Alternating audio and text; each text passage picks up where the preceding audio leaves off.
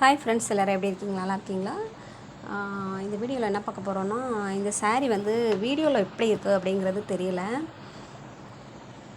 ஒரு புது பொண்ணு, கல்யாணம் ஆகிற புது பொண்ணு 10 ப்ளவுஸ் கொடுத்தாங்க. அவங்க கல்யாணத்துக்காக எனக்கு கரெக்டாக 10 ப்ளவுஸ் கொடுத்தாங்க. நான் கிட்டத்தட்ட 9 ப்ளவுஸும் ரெடி பண்ணிட்டேன். இதுதான் லாஸ்ட்டு ப்ளவுஸு.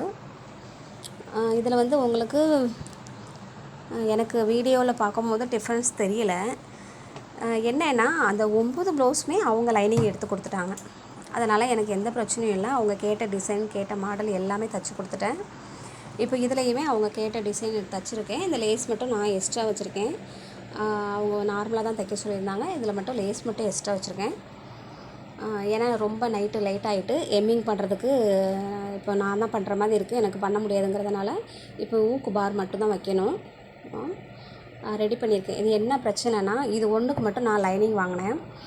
வீடியோவில் எப்படி தெரியுது அப்படிங்கிறது எனக்கு கரெக்டாக இருக்கா என்னென்னு சொல்லுங்கள். எனக்கு இன்னுமே மனசு ஆறலை. ஏன்னா லைனிங் வந்து இது நான் தான் வாங்கிட்டு வந்தேன். போரூர் சரணா ஸ்டோரில் தான் வாங்கிட்டு வந்தேன். கரெக்டாக தான் கடையில் வச்சு பார்க்கும்போது கரெக்டாக தான் இருந்தது. ஆனால் கட் பண்ணும்போது பார்த்திங்கன்னா, கட் பண்ணிவிட்டு ப்ளவுஸ் கட் பண்ணால் சேஞ்சு கொஞ்சம் கலர்லாம் மாறின மாதிரி இருக்குது. எனக்கு அது கொஞ்சம் ரொம்ப கஷ்டமாயிட்டு. ஏன்னா அந்த லைனிங் கலர் மாறிடுச்சின்னு வச்சுக்கோங்களேன், அந்த சாரியே வந்து டோட்டலாக அப்செட் ஆயிரும். நம்ம கட்ட முடியாது இல்லைங்களா?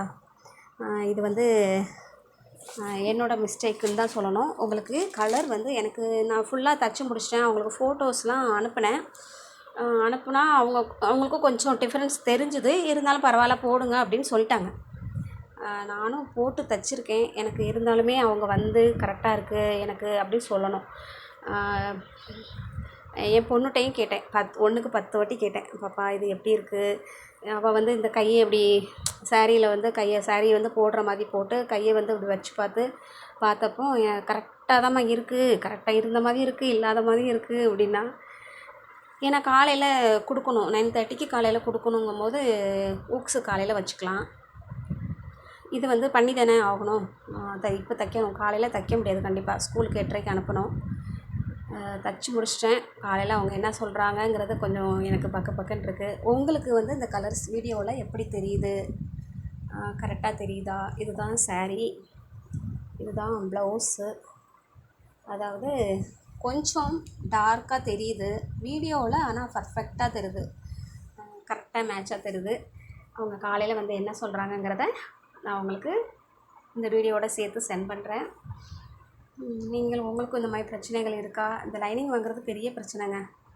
அதாவது பெரிய கடைகள் போனால் அந்த லைட்டிங்கில் வந்து நமக்கு வந்து கரெக்டாக தெரிய மாட்டேங்குது. கரெக்டாக சில லைனிங்லாம் வர தெரிய மாட்டேங்குது. இது வந்து டி நகர் சரணால தான் வாங்கியிருக்காங்க சாரீ. நான் காலையில் கஸ்டமர் என்ன சொல்கிறாங்க என்னன்னு கேட்டுட்டு நான் உங்களோட அதோட சேர்த்து ஷேர் பண்ணிக்கிறேன்.